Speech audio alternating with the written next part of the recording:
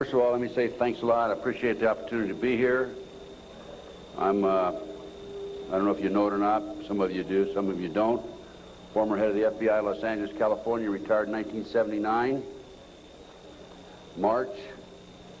And shortly after my retirement, I was asked to investigate the Jeffrey R. McDonald case as a private investigator. He's a former Green Beret doctor who was convicted of murdering his wife and 2 children in Fort Bragg, North Carolina, February 17, 1970. It's a long story. I put in about 2,000 hours on the case. When the case first began, my investigation first began, I told Dr. McDonald that I would investigate the matter for him. He had just been convicted and was sentenced to 3 consecutive life sentences. I think I'm going to sneeze. I didn't make it. Okay. 3 consecutive life sentences. I told him if I found out that he was guilty, I would no longer be on the case. I would drop my investigation. Much to my surprise, from the evidence that I read, information that I developed over a period of several years, I've established beyond any question of a doubt that this man is absolutely innocent. And on October 25, 1980, I obtained a signed confession from Helena Stokely, the girl in the floppy hat, if you know the case. By the way, there was a best-selling book, Fatal Vision, and a movie out on this. And the girl in the floppy hat said that Dr. McDonald did not commit those crimes. They were committed by my satanic cult group. And it was my initiation into the cult that night. And she gave me detailed information about the movement within the house that night, who did what.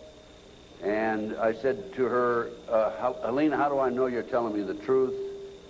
And so one of the questions I asked her, the whole series of questions I asked her, and this is on audio video in some instances, the video, but always on audio. She said, I said, Helena, tell me about describe the jewelry box on the dresser in the master bedroom. And she described it right to a T. And just to make sure, I went down to Sears Roebuck and got a catalog and brought it back. And I said, Helena, pick out the jewelry box in this catalog that was on the dresser. She picked out the jewelry box. It matched. Also, she told me that she attempted to ride a rocking horse in the child's bedroom that night. But she couldn't ride it because the spring was broken. The only way she could have known that spring was broken was to have been there the night of the murders, February 17, 1970.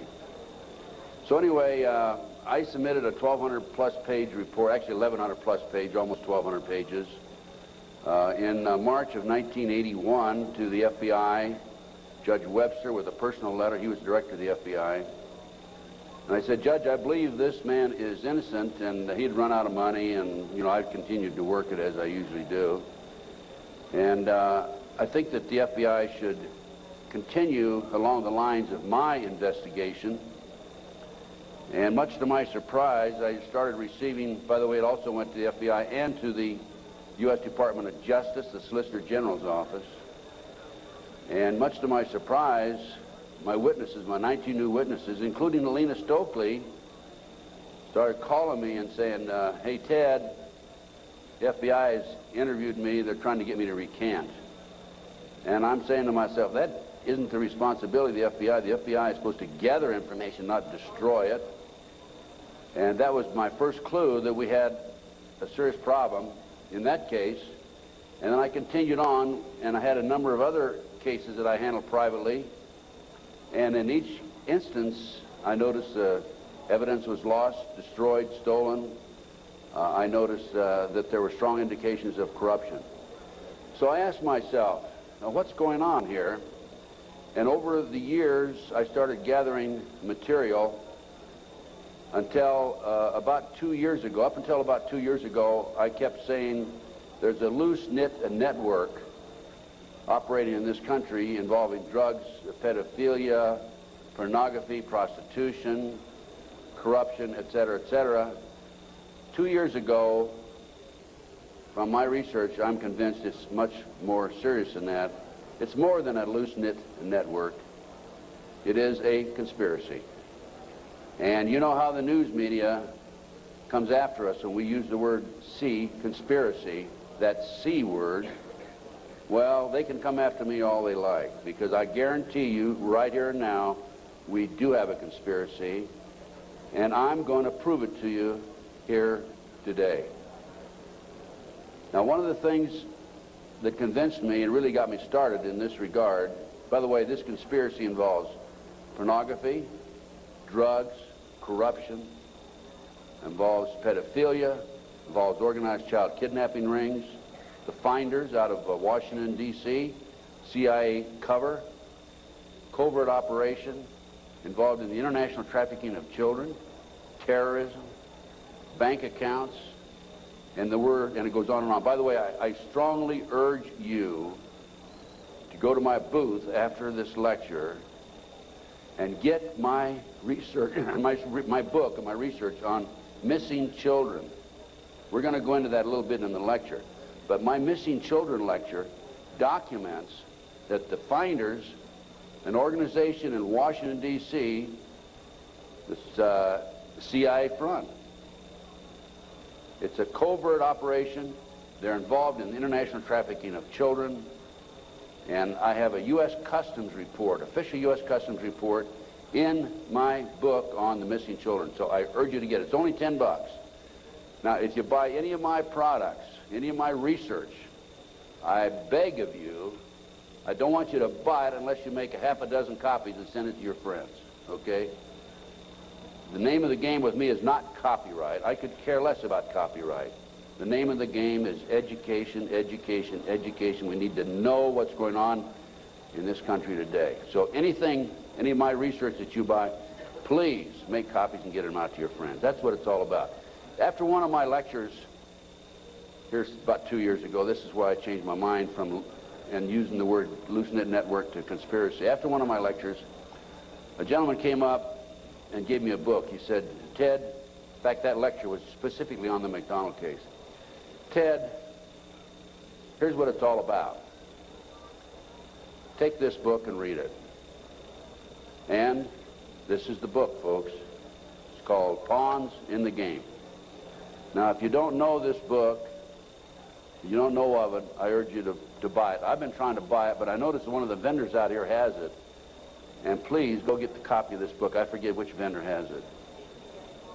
What? CPA book. Yeah. I noticed they had 3 copies. Are you with CPA book? Huh? Richard Flowers is CPA. Richard Flowers. Go get this book when it's over and order some more copies. I'm going to order some myself and start selling them in my flyer. Anyway, it's called Pawns in the Game, and it's by William Guy Carr. William Guy Carr had the same problem I did. He wanted to know what's going on in America and around the world. He was a Canadian, however, and as a result of his research, he wrote this book. So we have the Illuminati. Now, the Illuminati was established in 1776 by a fellow named Adam Weishaupt. In 1773, he was commissioned by one of the Rothschilds, House of Rothschild, to put together an organization called the Illuminati. And he culminated his work in May the 1st, 1776. If you'll notice, that's a communist holiday. And we're going to have to move along pretty fast. This is actually a 4-hour lecture I'm going to give you today. We're going to do it in probably an hour and 15, 20 minutes.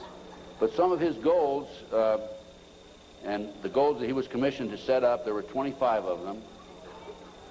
And here they are right here. Here's the beginning of it right here. And then rather than read each one of them, I'm going to summarize it, okay, because we got a lot of work to get into. Number 1 issue was men are inclined to evil rather than good. Number 2 goal and issue was to preach liberalism. Number 3, use the ideas of freedom to bring about class wars. That's what we're doing today. Number 4, any and all means should be used to reach our goals as they are justified, any and all means. Number 5, their rights lie in force.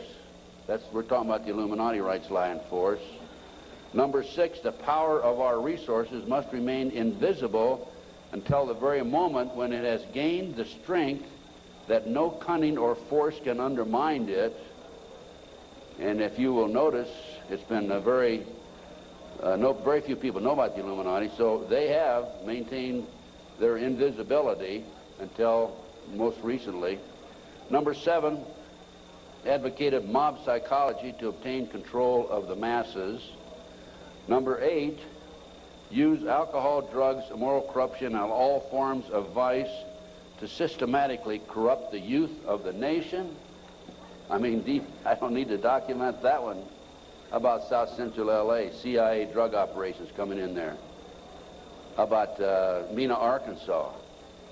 Drugs coming into this country, arms and munitions going out. If you don't believe me, talk to Terry Reid, talk to Chip Tatum, talk to some of these other individuals who I know personally know. During the recent, last fall actually, drug hearings by Mr. Arlen Specter, Senator Arlen Specter, one of the big phonies of Washington, D.C., the magic bullet theorist, I watched those hearings, and I couldn't believe the mamby-pamby, weak witnesses he brought forward, people that really had no direct knowledge of the drug operation. And that hearing was about bringing drugs into South Central LA by the CIA. I sent him a list of 16 names of people who had personal, direct knowledge of drugs being brought into this country by the CIA. Never heard another word. None of those people ever appeared as witnesses. I might also mention in Oklahoma City, I sent my report, copy my report back to the committee. I sent them a fax and said I had information which would be vital to your investigation of the Oklahoma City bombing. That report, by the way, is also available to you. I urge you to buy it. Never received a response. Number 9, seize property by any means. We're seeing that on a daily basis. Farmers, businessmen, people who are arrested on nebulous charges, their property's being taken away from them. Here's an example right here. This lady right here, she lost everything. Everything. They've come out and raided her house twice, Linda. Twice, Linda. This lady had a house that she bought before her marriage. It was in her name, and they seized it. She no longer has that house. Number 10, deal with the use of slogans such as equity, liberty, fraternity into the mouths of the masses in psychological warfare. Boy, if that isn't Bill Clinton, I never saw it and never heard it before. That man is unbelievable. As former Congressman Dennemeyer describes him, he's a draft-dodging, womanizing, pathological liar, and he certainly fits into item number 10. Number 11 dealt with war, number 11 theory and goal. In 1773, Adam Weizsäcker set down policies that were publicly announced in 1939, folks. 1773, publicly announced 1939 by Britain and the United States. And the war should be directed so that the nations on both sides are placed further in debt and peace conferences conducted so neither combatants obtain territorial rights. Yalta. Perfect example. Stalin, Roosevelt, Winston Churchill after World War II. Number 12, told those present that they must use their wealth to have candidates chosen to public office who would be obedient to their demands and would be used as pawns in the game by the men behind the scenes. The advisors will have been bred, reared, and trained from childhood to rule the affairs of the world. We have that today without any question, the men behind the scenes. Number 13, control the press. If you heard my lecture yesterday on Oklahoma City, I documented that the mainstream media is being controlled by the big power people, by the phony politicians, by the bureaucrats, without any question about it. Information in the media, I have an itchy nose today. Maybe I'm going to kiss a fool or something, okay? We have a documentation of that, and I have that in some of my lecture material out here and also my books. Number 14, their agent tours will come forward after fomenting traumatic situations and appear to be the saviors of the masses when they are actually interested in just the opposite, the killing of the masses. The riots in Watts, the riots in South Central LA, folks. Number 15, create industrial depression and financial panic, unemployment, hunger, shortage of food. Use this to control the masses or the mobs, and use the mobs to wipe out all those who dare to stand in the way. Well, I'll tell you right now, every expert I've talked to is talking about food shortage. And it's coming, I'm convinced. And we also know about the market crashing here in October. I had a market specialist on my radio talk show, and if you don't listen to my show, I urge you to, because it's a real good, solid education for you. Just this week, George Green, he was also on my show on October the 6th. George told us on October the 6th there would be a crash of the market in October. It came. Now he told us this week there will be another crash, and it'll drop, he thinks, 2,000 points. So we'll see what happens. I hope it isn't true. Number 15, create industrial depression and financial panics, unemployment. I've already covered that. Number 16, infiltrate into the secret Freemasonry to be used for their purposes. That's been documented many times. Number 17, expound the value of systematic deception. Use high-sounding slogans and phrases and advocate lavish promises to the masses, even though they cannot be kept. Again, Bill Clinton. George Bush was good at that too, by the way. What's the difference between the Republicans and the Democrats high up? Nothing. Zero. You know, Mr. A, who has a booth next to mine, mysterious Mr. A, he talks about subliminal messages. If you look at the logo of the Republican Party, you know the elephant with the 3 stars across the top? Well, if you look at it today compared to 2 years ago, the stars have been inverted. The point used to be at the top 2 years ago. Now, the point's at the bottom. Satanic, folks. I can't say for sure, but that's a subliminal message. Inverted stars. Number 18, detailed plans for resolution. Discuss the art of street fighting, which is necessary to bring the population to a speedy subjection. Number 19, use their agent tours as advisors behind the scenes after wars through secret diplomacy to gain control. Number 20, establish huge monopolies toward world government control. We're seeing that today, the huge monopolies. Number 21, use high taxes and unfair competition to bring about economic ruin by controlling raw materials, organize agitation among the workers, and subsidizing competitors. GATT, NAFTA. Number 22, build up armaments with police and soldiers sufficient to protect our interests. A few years ago, we had 11 federal agencies that were authorized to carry sidearms, firearms. Now we have 39. Number 23, members and leaders of the one world government would be appointed by the director. Okay, Presidential Directive 25 allows the president, by the way, this is classified, secret, not available to the general public, allows and orders that the President of the United States, in the event of a conflict or a crisis in this country, transfers the power, his powers, over to the Secretary General of the United Nations. Number 24, infiltrate into all classes and levels of society, of government, for the purpose of fooling, bemusing, and corrupting the youth members of society by teaching them theories and principles that we know to be false. This is the outcome-based education program being shoved down our throats by the United Nations. Number 25, national and international laws should be used to destroy civilization. There's talk about the world population being decreased to 500 million, the United States population being decreased to 20 million. And we look at the war that we had in the Gulf War syndrome. Look at the people that died there. There were 700,000 troops, American troops there. 4/5 of them today cannot even do a push-up because they're so ill and so sick. They've been washed out of the service. We have a new army, basically. And the story goes on and on. Okay. What are we talking about here? There's a considerable overlap in the United States from the various groups, organizations, individuals, whatever you want to call it. But one of the driving forces behind this movement, the Illuminati, is the satanic cult movement in this country today. Now, when Alina gave me that signed statement, I said, what in the world is this all about? I don't know anything about Satanism. I'd heard the word, and that's about it. From the Bible, of course. So I began my little journey forward. And one of the matters that I developed information about was an individual I learned about was Aleister Crowley. He likes to have his name pronounced Crowley to rhyme with holy.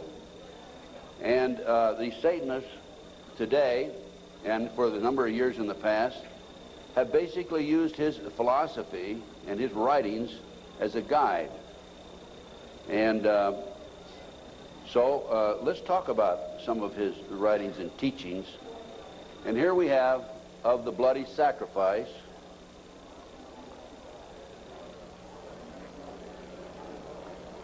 And here we have The Blood is the Life.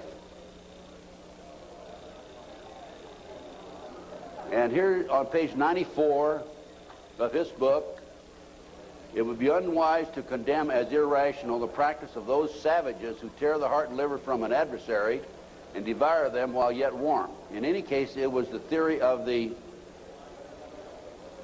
ancient magicians that any living being is a storehouse of energy varying in quantity according to the size and health of the animal and in quality according to its mental and moral character. At the death of the animal, this energy is liberated suddenly. The animal should therefore be killed within the circle. We're talking about the satanic circle,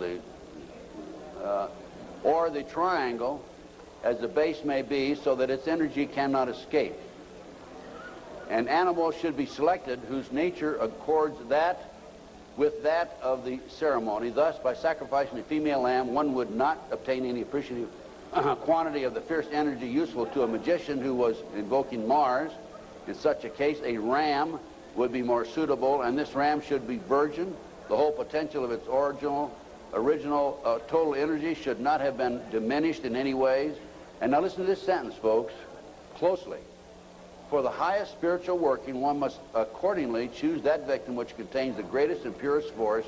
A male child of perfect innocence and high intelligence is the most satisfactory and suitable system. We're talking about human sacrifices.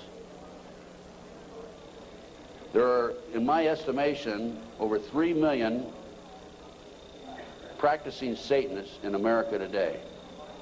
Now, how did I come up with those figures? I have informants. I have an informant in South Central L.A., population of 200,000, told me there are 3,000 practicing Satanists in that area. That's where the famous, well-known case, McMartin case on the preschool took place.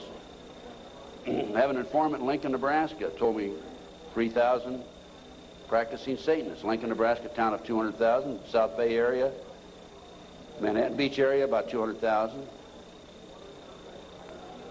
How much time? I get more than an hour today. So just crank up your cameras. Huh? I'm going to take an hour and a half. Okay? I'm going to take every minute I can give to you folks, because you need to soak this into your brain. Iowa City, Iowa, town of 150,000. 100,000, 1,500 informants. That averages out about 1.5% of the population. Anyway, this is, we're talking about human sacrifice. About 50 to 60,000 individuals are sacrificed every year. There are 8 basic satanic holidays. There are other holidays for the various covens, but there are 8 basic ones that they all honor. Now, one of the practices, this is another book of Aleister Crowley. One of the theories, we talked about human sacrifice, okay, there it is, right in their book. I mean, I didn't invent that. That's there. Another aspect of their religion, if you want to call it religion. By the way, the federal government does recognize the satanic movement as a religion. Yet in Linda's case, the word Satanism was brought up by her husband's defense attorney. They sealed the records, have not made it available, and when she writes to her children and says, believe in God, she gets a letter back from these people saying, you can't mention God in your letter to your children. That's just an example, okay? Okay, we're talking here about the 666, that's the beast, that's Aleister Crowley himself. Moreover, the beast 666 advises that all children shall be accustomed from infancy to witness every type of sexual act, as also the process of birth, lest falsehood fog and mystery stupefy their minds, whose error else might thwart and misdirect the growth of their subconscious system of self-symbolism. What we're talking about there is children from birth being exposed to sex.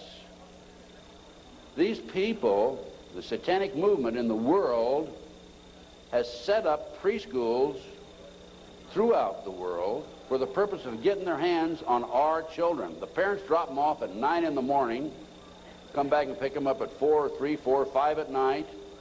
In the meantime, in many of these preschools, the children are exposed to sex from the time of birth. In Linda Wiegand's case, it's exactly what happened. These children have been exposed to sex from the time that her ex-husband got his hands on those babies right up to the present time. And I have a page missing, and I'll have to dig that one up some. I don't know what happened to that page. Maybe the Satanist got it. It may therefore be considered improper as a general rule for your sexual gratification to destroy, deform, or displease any other star. Mutual consent to the act is the condition thereof. It must, of course, be understood that such consent, and we're talking about sex now, is not always explicit. There are cases where seduction or rape may be emancipation or initiation to another. Such acts can only be judged by the result. What they're saying is, it's all right to rape somebody. I mean, if they don't consent, it's all right to rape them because it's for the cause. Let's talk about the McMartin case.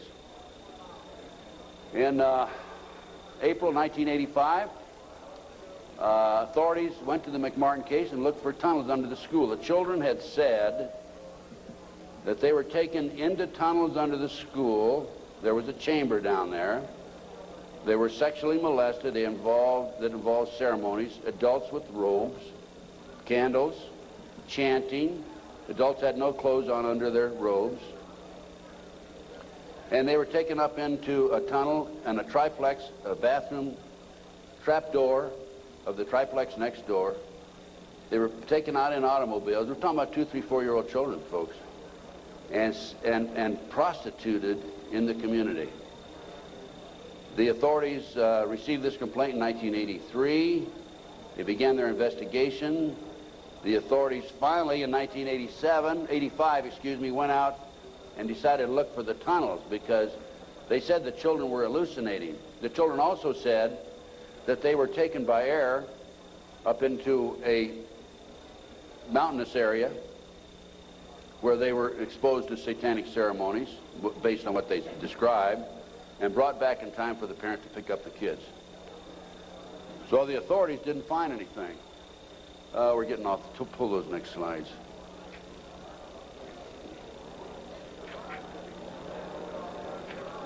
Well, I'll tell you what. In the spring of 1993, I heard that the property of the McMartin School had been sold from the McMartin family to the defense attorney, actually given to him.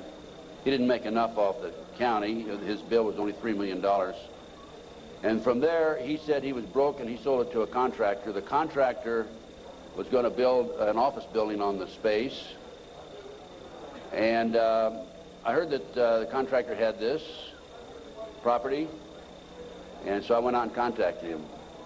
And I said, dear sir, I would like to have access to that property. He said, I'll give you 2 weeks. I signed a contract, assumed liability, and along with some of the parents, we hired an archaeologist from UCLA, Dr. Gary Stickle, knowing full well that I'm not qualified to say there's tunnels under there, even if I found them. And we began our dig. At the end of 2 weeks, I had to stall, because Dr. Stickle was not quite ready to admit there were tunnels. It took us 34 days. At noon the 34th day, with the bulldozers, with their motors running, ready to knock the building down, he was going to knock the building down and then build this office building. Dr. Stickle said, you know, I can say without any question right now, there have been tunnels under the school. They were filled in.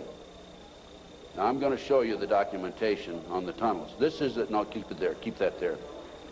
This is the what we found. This is a preliminary report. I have a 186-page scientific report available to you out here if you're interested, by the way. We found a 9-foot wide subterranean entrance under the west wall of dog room. There were 4 classrooms. That was Ray Bucky's room. By the way, Virginia McMartin and Ray Bucky were tried. Virginia, the grandmother, was acquitted. Ray had a hung jury. And we found these tunnels in the middle of the second trial of Ray Bucky. They could have been used to convict him. We called the prosecutor. He sent his investigator out, Mr. Perez. Mr. Perez told me, I don't want you entering in my conversation with the archaeologist. I said, why? He says, you're too argumentative. I said, well, okay, you go in and talk. I'll just keep my mouth shut. We went in, he talked, and he argued with the archaeologist. Here's an investigator not qualified to talk about tunnels. He said, there aren't any tunnels there, and the archaeologist, of course, argued. But anyway, they didn't use that evidence, strong evidence, in the second trial. They ignored it, right in the middle of the second trial. I might mention this. The children identified professional football players, professional baseball players, household name actors, actresses, and the son of the leading politician, not a leading politician, the leading politician in Los Angeles as being perpetrators. Okay, we found an avocado tree root cut on both sides of the entrance, and I'll show you this in just a few minutes. The entrance of the tunnel, as I said, it was 9 feet across the top, and on one side was a live avocado root, on the other side was a dead avocado root. They had to cut that out. We have this, by the way. We found a plastic Disney bag, copyright 1982, about 4.5 feet below the classroom floor, and 3 to 6 inches in from the entrance and under the foundation. Now, the reason that plastic Disney bag is so important is because we think that they filled the tunnel in 1982 when the complaint was initially brought to the attention of the authorities. I said 83 earlier, it's 82, when the complaint was made. And when they filled it in, the plastic Disney bag somehow or other flew in there as they were filling it in and nobody noticed it. Now, who says there is no God, right? What documentation, fantastic documentation, that tunnel, the entrance to that tunnel, this is right at the entrance, was filled in 1982 or sometime subsequent to 1982. Mr. Ken Lanning, the outstanding, know-it-all FBI expert, behavioral science, says that I took that garbage bag in 1993 out of a trash can and placed it there, that I planted evidence. Of course, Mr. Lanning says there's no organized satanic movement in this country today. There's only a few dabblers here and there. Thank you, sir. We have another 3 hours to go, okay? Can you hang in there? Okay, the tunnel proceeded south, then 45 feet through classroom 4 and 3 and north, then 10 feet within the classroom 4. The tunnels were 30 inches wide, 44 to 46 inches deep, with the top of the tunnel 30 inches under the classroom floor. The children were able to walk through it. We're talking about young kids now, right? The adults had to stoop down and walk through it, but they could do it. The tunnels were built in kind of a triangular, or I should say a semicircle type, so that they had natural support, I guess. These people know everything. They're brilliant. The footing between classroom 3 and 4 was arched, where the tunnel passed underneath it, and 12 inches shorter in depth at this location than the same footing 12 feet to the north. I'll show you that in just a minute. That's significant, because the arch was where the tunnel went, and it was arched in that particular location, whereas 12 feet away, it was 12 inches longer or thicker. Footing between, let's see, there were 4 large upright containers were found in the tunnel under the arch, obviously hand-placed. A 9-foot wide chamber was found along the tunnel across classroom 4. The top of the chamber and the top of sections of the tunnel had layers of plywood covered with tar paper, which had apparently been supported by cinder blocks and 2x2 and 2x4 wooden posts found underneath. Tunnel features made it evident that the tunnels had been hand-dug. The 7-foot tunnel extended into the triplex next door. The tunnel extended from the bathrooms off the office and classroom 1 to the front yard of the triplex next door. Front yard concealed from the street by a 3-car garage. Children described the entrance and exiting tunnels in the triplex yard, exactly where the tunnels and exit were found. A 39 by 41 inch area under a hole cut in this neighbor's bathroom floor had been excavated and subsequently tilled. Now, that was where the kids told us ahead of time that they were taking us up in a trapdoor in this bathroom. And there was a crawl space in the house about like this, and we got one of our skinny archaeologists to go in there, take pictures. The bathtub protruded underneath the floor of the bathroom. There was a bathroom in the back of the same building in another apartment. It did not protrude there. This was the space we're talking about, 39 by 41 inches. Just enough room for a kid to come up and be taken out. Other significant facts: small white plastic plate with 3 pentagrams, hand-drawn on the top of the light green paint, was found by the archaeologists. Pentagrams were hand-drawn by an adult and not part of the manufacturer's design. Many other artifacts were found whose analysis will be released upon completion of the test. The analysis has been released. That's the scientific report I told you about. No doorknobs were on classroom 3, only a dead bolt lock. Each classroom had an on and off switch which was labeled fire alarm. The system did not connect to the fire station but was used as an alert within the school if somebody came around. More than 2,000 artifacts were found under the school floor, including over 100 animal bones. Due to the constraints and time constraints and so forth, we had to discontinue the process on noon the 34th day. By the way, this cost us, a lot of people donated their time. It still costs us money. It cost us between $55,000 and $60,000. I personally put in $17,000, which I ended up, in many instances, paying over a long-term period payment plan. This is a floor plan of the whole lot. There is, right there, the building itself. This is the entrance, the concrete slab, a vacant lot there. This is a yard. And here's the avocado tree we're talking about. And here's the entrance right there. Now here is the tunnel. It came in here, extended here, and here's the chamber across here. We think, but didn't have time to explore this, the tunnel went up here. Now we definitely were able to come up with it here, right here, and it came into the bathroom over here. Okay. There's the entrance. 9 feet across here. I'll show you a diagram in a few minutes. There's the avocado tree. Those roots are live. Over here we had a dead avocado root. Okay, next. There's a plate that was found in the play yard, buried about 6 inches under the sand, with the pentagram on it. That's right. And here's a diagram of the tunnel. This is the entrance to the tunnel. Now that's the floor, the footing for the classroom 4. Here's the plastic Disney bag, was located right there, partially under the footing and partially out. And this AF means artificial fill. And this was the shape of the entrance. Okay.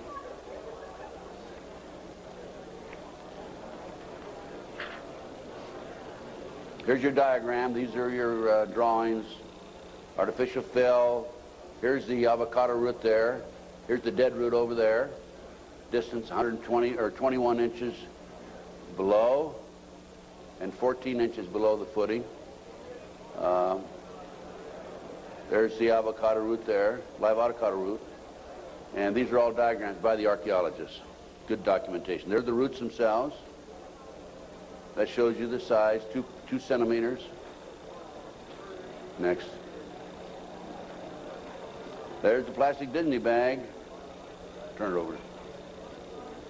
There's the plastic Disney bag.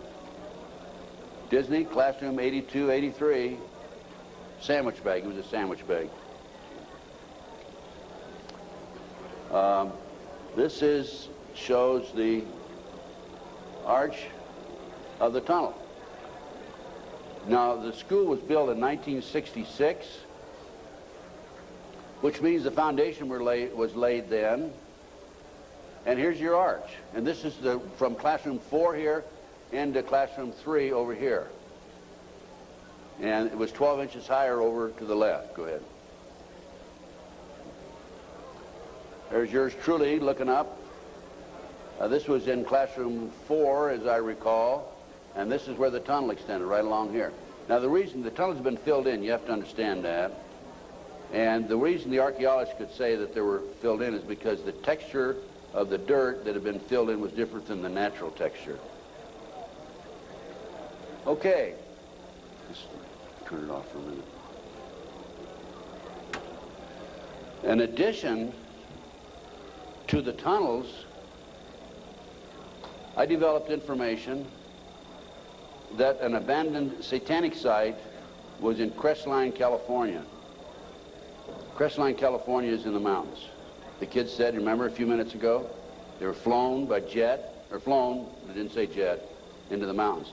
There's an airport 10 minutes from the McMartin preschool. It's Hawthorne Airport. There's a landing strip in Crestline.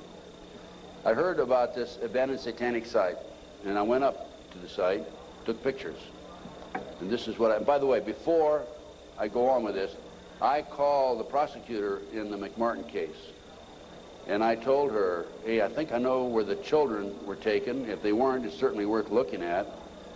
And I will be glad to make this information available to you. And if you want to have the children go up and look at this abandoned satanic site, we can. She said, we're not interested. They weren't interested in hardcore evidence, the tunnel. They weren't interested in this abandoned satanic site. Go ahead. This is what we found. 666, one of the satanic signs. That's a stone on the site. The house was had been up here. The day after the McMartin case broke in the news, the house burned to the ground. And it was here. The street's on the other side of the hill. You cannot see the site, this area down in here, from the street. You have to go in, would have to go in through the house and come down. And this, you can see it's quite elaborate. There's my associate, Judy Hansen, who works with me in L.A. And next. This is looking at the opposite direction of the picture we just took.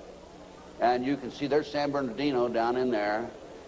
And you can see that on the side of a mountain like that, nobody's going to find it unless you fly over with a helicopter. That's probably an altar, flattened stone. Also an altar, another altar that had been broken. This is, of course, you recognize the star.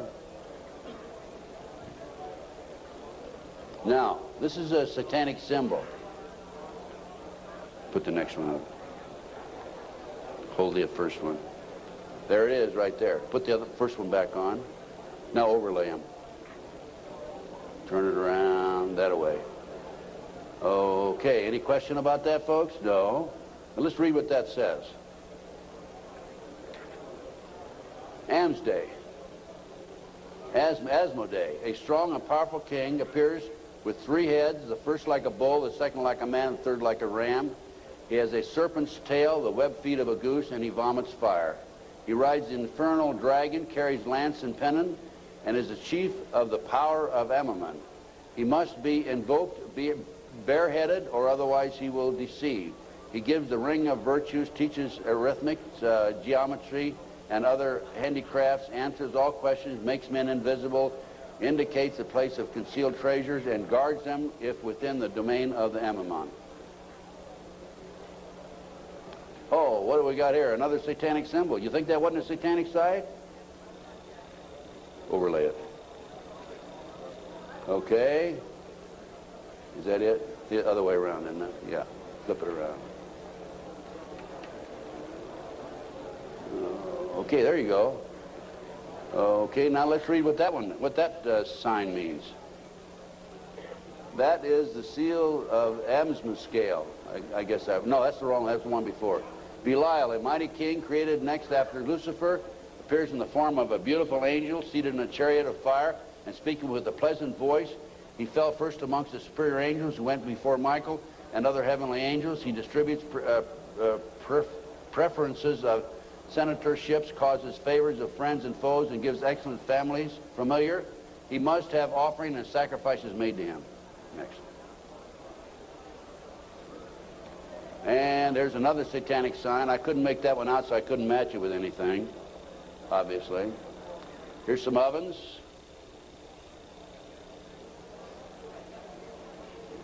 That was a large circle with a number of signs in it, a lot of writing. We couldn't get up high enough that we could take a good picture of it. Next. And let's put that back a minute. That's another case. Okay, nothing came of that.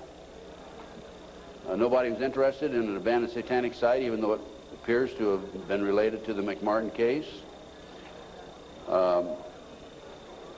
I have to say that I was very disappointed. We gather this evidence privately. The police don't have the capability of doing so. Too many high-pressure people involved. Too many prominent individuals involved. So that's just an overview of the McMartin case, folks. No question in my mind that it was a satanic operation.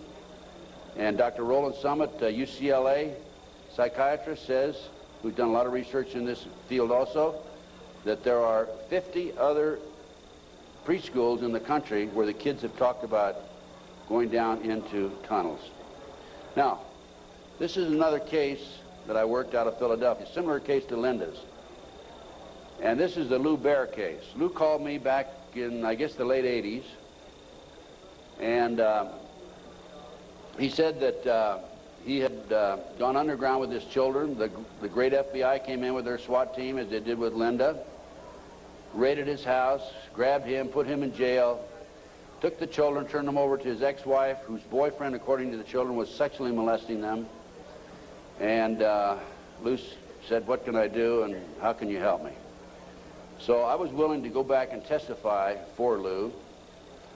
And one of the matters that I was going to testify about was the drawings by the kids. And it's not a funny thing, but it's an established fact that children who have been sexually molested for some reason or other, when they're, 2, 3, 4, 5, 6, 8, 10 years old, whatever, will invariably draw pictures of their activity, of their exposure to these nefarious matters. Invariably they do that. Now, when I was that age, I was drawing cars and airplanes, and the girls were drawing flowers, right? But these kids invariably will draw these pictures. As you can see from Linda's case, she has pictures at her booth that her children have drawn. Now, I was going to go back and testify for Lou, and I was going to say that based upon my reviewing the pictures drawn by the children, they've been exposed to a satanic activity. This is the most telltale of all the pictures. I'm going to show you a series of them. This is a totem pole with a goat's head at the top, children at the various highest level. I understand, again, I say I understand because I'm not sure, because there's so much secrecy involved in the satanic movement. 8, 10 layers of classes of people within themselves, like the dabblers on up to the very highest level. But from my sources and my informants, I've been told that the various highest level of Satanism, you will have the totem pole, which is usually 3 to 6 feet tall, made out of wood, with the goat head at the top. So I was going to testify that based on my experience, that these children were exposed to the highest level of Satanism mainly because of this drawing right here, the goat hole, the totem pole with the goat's head. The judge would not allow me on the witness stand. I flew all the way to Philadelphia from Los Angeles, wouldn't allow me to testify. These are some of the other drawings. This is a body on a slab, undoubtedly an altar where they sacrifice in blood. The genitals, and let me mention this also, children who have never been sexually molested in a recent study, not a recent study, a study back about 7 or 8 years ago, children who have never been sexually molested do not draw the genitals. Children who have been sexually molested, a high percentage of them draw the genitals, and so children who have been ritualistically sexually molested, higher percentage will draw the genitals. Little Matt Bear drew a picture of people, a fire, a baby being thrown in the fire, human sacrifice, obviously. An altar, bone, liver, blood, kitty.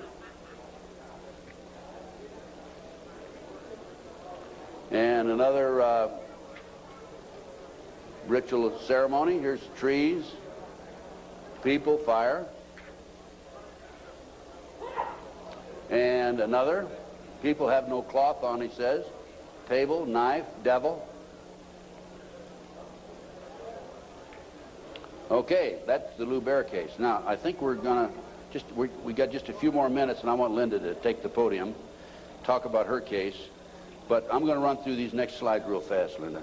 100,000 children disappear every year per Reader's Digest, July 1982. Next. This is the official U.S. Customs report that establishes the great CIA, under the name Finders, a covert operation, is involved in the international trafficking of children. It's about 9 or 10 pages long. We'll just flip through the pages. If you want to take a look at this report, go to my table and take a look at it. And if you want, please buy it. It's $10. Make copies. Get it out to your friends. Okay, just go real quick. Keep going. Go to the last page. Just flip them and then just go to the last page. That's how long it is.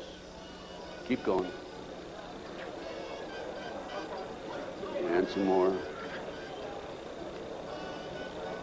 That's it. Okay. The way this case came about is a group of children were seen in a park in Tallahassee, Florida in 1987. The police were called. The men were well dressed. They had a van. Police came out, talked to the kids. The kids said that they were en route to Mexico to a smart school. And the police traced that van back up to the Finders in Washington, D.C. They raided the Metropolitan Police Department, raided the Finders headquarters and also a warehouse. And they found all this paraphernalia. They found information about international trafficking of kids all over the world. The Finder, based on my research subsequent to that, again, CIA covert operation. The customs agent was called into it because of the possibility of pornography, and I guarantee that there was pornography involved. Guarantee, okay? Now, this report, this was his report. Again, this is available, Missing Children, $10 in my booth. This report is the final interview by the customs agent when he attempted to go over and get more information than he'd already developed. Okay, let's just go over this. Leave it there, leave it there. Yeah, leave it there. Okay. April 2, I arrived at the Metropolitan Police Department at approximately 9 a.m. Detective Bradley was not available. He was the detective who was supposed to help him. I spoke to a third party who was willing to discuss the case with me on a strictly off-the-record basis. I would advise that all the passport data had been turned over to the State Department for their investigation. They found passports in the van. The State Department, in turn, advised the Metropolitan Police that all travel and use of the passports by the holders of the passports was within the law and no action would be taken. This included travel to Moscow, North Korea, and North Vietnam during the late 50s and mid-70s. Folks, it was illegal to travel there to those countries during that period. The individual further advised me of circumstances which indicated that the investigation into the activity of the Finders had become a CIA internal matter. The Metropolitan Police report had been classified secret and was not available for review. I was advised that the FBI had withdrawn from the investigation several weeks prior, and that the FBI Foreign Counterintelligence Division, that's FBI headquarters, by the way, had directed the Metropolitan Police Department not to advise the FBI Washington field office, that's the field office, of anything that had transpired. No further information will be available, no further action will be taken. No action will be taken. The case was closed, and here we have a CIA internal matter. The Finders group, the Finders case organization was founded by a CIA agent back in the early 60s, and here we are, 1987, still operating. I have the man's name, I have all the information on it. A real quick overview: CIA experiments with mind control on children, MK Ultra. This is an outstanding article. It's available in that same report. Just flip the pages. Keep going. Okay, folks, I'm going to turn the podium over to Linda Wiegand. We have about another 15, 20 minutes, I believe. And Linda's going to talk about her case. This is one of the most classic examples of corruption I have ever seen. And believe me, you can tell from my lecture that I've seen some pretty awful examples of corruption. Go on, Linda. Linda Wiegand, my friend, God bless her. She's a fighter.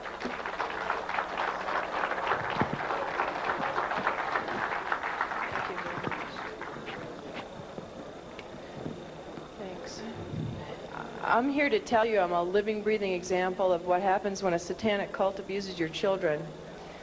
And sometimes I put slides above the abuse, but after seeing the slides of the children this morning, I think you understand what this is about. And there's pictures over at the booth right out here. The devil to me, maybe 10 years ago, was something that was, I went to Catholic church. I'm still Catholic and Christian. I went to church, and the devil was something out there that you didn't want to talk about at night, and you didn't talk about in the dark, and it was just something in science fiction movies. My children disclosed just sexual abuse in early 1993. They were masturbating. They were pulling their pants down at the supermarket. They started having oral sex with my St. Bernard, inserting pens and pencils into the dog's rectum. The behavior got worse and worse and worse. I woke up one morning.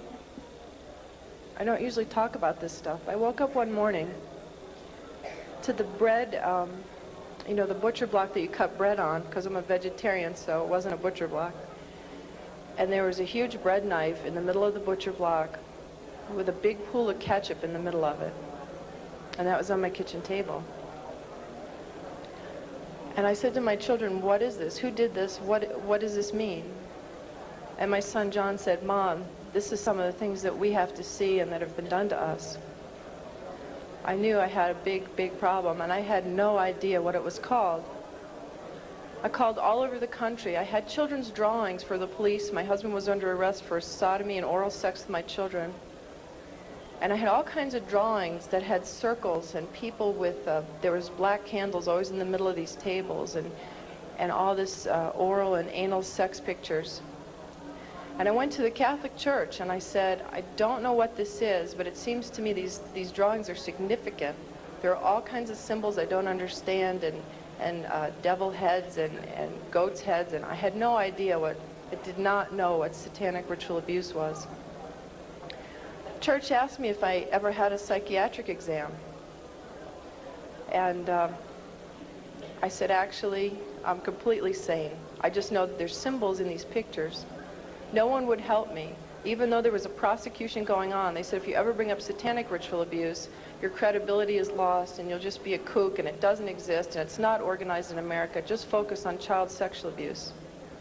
So I took my children to a child sexual abuse hospital, and while they were being treated, and I had legal custody of my children, and my husband and his lawyers, and the judge found out my children were in an expert hospital, they confiscated my house, everything I've ever owned, from my baby pictures to my clothes. I walked away with literally the clothes we had on our backs. Took my cars, my federal post office box mail, my income, my assets. I lost everything by taking my children to an expert on child abuse. It was trying to stop me from what my children could disclose from being uncovered, to try and just break that we had no assets to have my children have medical attention. The children were being treated for sexual abuse, and I had provided all the documentation. And one day, the doctor said to me, I need you to come into my office. She said, this is a classic case of SRA. I had no idea. I mean, SRA, is that like an Irish Republican Army thing? I don't know what SRA is. She said, satanic ritual abuse. And she showed me the drawings that the children were doing in her office, and they were of blood sacrifice, of people cutting their arms and dripping blood in chalices, of chalices with devil heads, and on and on and on.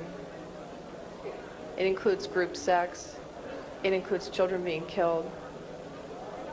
And I remember I just felt like my guts were just punched out of my body. I did not know what to do. I didn't know where to go. I called every organization in the country asking for help, children's organizations. And no one wants to acknowledge satanic ritual abuse. And all the child abuse organizations only say that they lobby. They don't actually help people. And so my quest to save my children has taken me here. And as a consequence, and I can tell you here today, there are other mothers who are here today to ask me for help, who have children that were victims of satanic ritual abuse. And it's really hard for me because I'm only one person, and my life has been annihilated, although I have to say it's being rebuilt for the better. But John and Ben, my boys, are 11 and 8, and have lived for 15 or 16 months in the home of a satanic abuser who has been documented as a member of a cult, who 25 people and the state's attorney in Connecticut are investigating and have substantiated sexual abuse and the cult. And yet the governor and no one has been acting to protect my children. So it makes me wonder just how high this goes. But I'll tell you a story about a little boy that affected my life, and I guess it's besides John and Ben, who I always think about and who I want to stop this from ever happening to another child again. I heard a story about a little 8-year-old boy. His mom had taken him to protect him, and they were found. And I had been underground for 3 years, by the way. The mother and this little boy were found. The little boy was taken to a basement. He was crucified alive. First he was skinned. When they torture the children, it causes a physical reaction of the endomorphins in your body to just increase because of the terror and the pain. So when the Satanists drink the blood, they actually get like a chemical, a high, like a drug high from the blood of a tortured victim. And this little boy was found in the basement dead, with no blood, skinned alive and crucified.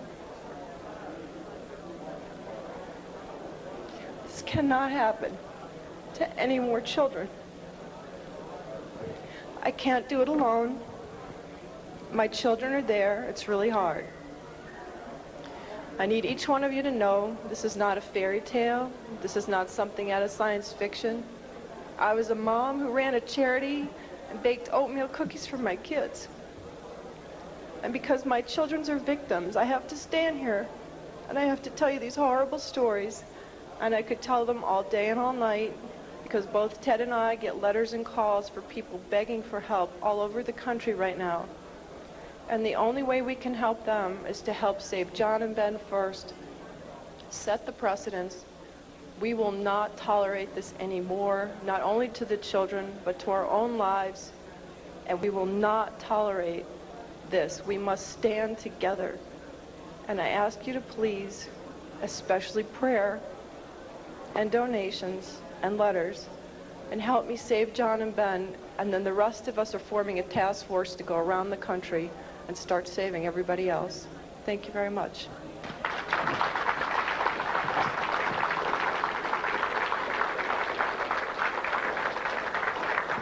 Thank you, Linda.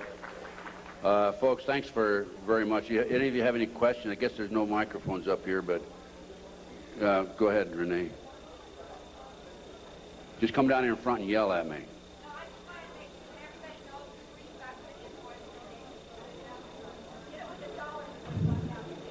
It's immediately behind this curtain on the left, and if you can just go put a few dollars in the basket there, it'll help. What we have now is we have a team of investigators organized in Connecticut. Many of them are working on a voluntary basis. Some are charging a minimal amount, a discount rate. We have attorney fees. We have filing fees to file the civil rights federal violation case against the 4 judges. And the state of Connecticut, which was filed here about 10 days ago, cost us $1,000. We served the 4 judges, 2 attorneys, and the governor with letters just about 2 days ago telling them unless they release the oldest boy back to Linda. By the way, this boy is not the biological son of the ex-husband. He never adopted this child. Unless they release this child back, we're going to file criminal felony charges against the judges and the governor and others in the state of Connecticut. And we're not kidding. We're going to do it, okay?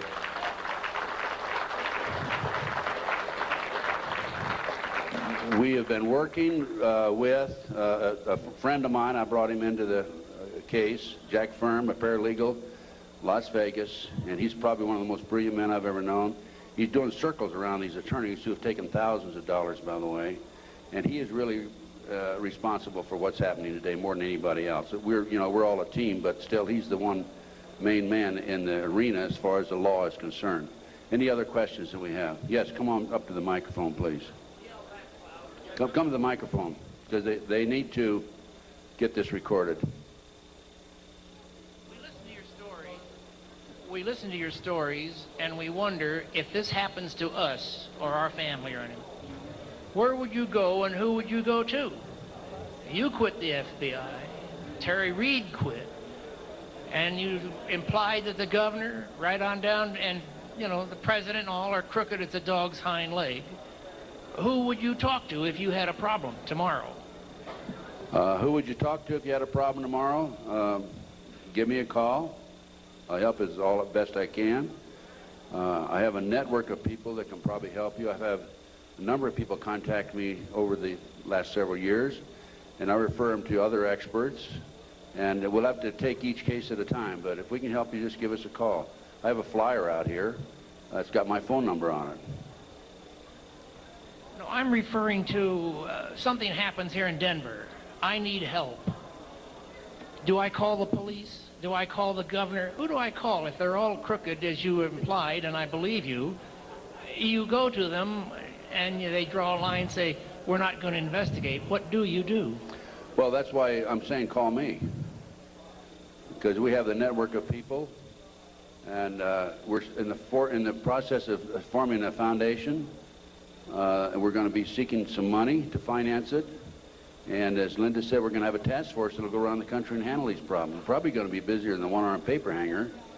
But just give us a call. We'll do what we can to help you. We'll try to help you. Can you go to the police? Yes. Go to the police. Make a matter of record. What I suggest you do with the police is go talk to them personally, and then go back and write a letter, confirm your conversation, send it registered mail so you have it on record. Anybody you talk to in these type cases, make sure you have it a matter of record. Certified mail. Yes, question. Yes, will you name public profile figures that were suspects out in the California case? You know, the people that were named by the children? Can you do that? No, I can't name them because I can't prove it. All I can tell you is what the kids said. And the kids, they basically have said that the children were not credible. And I think if I said anything, I'd be open myself to a lawsuit.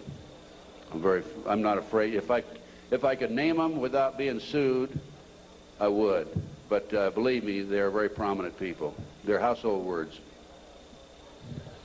What elements of possible satanic abuse do you see in the John Bonet case? Interesting question. What elements of possible satanic activity do I see in the Bonet case? I can't prove it. From the day that case broke in the news until today, I see signs of it, indications of it.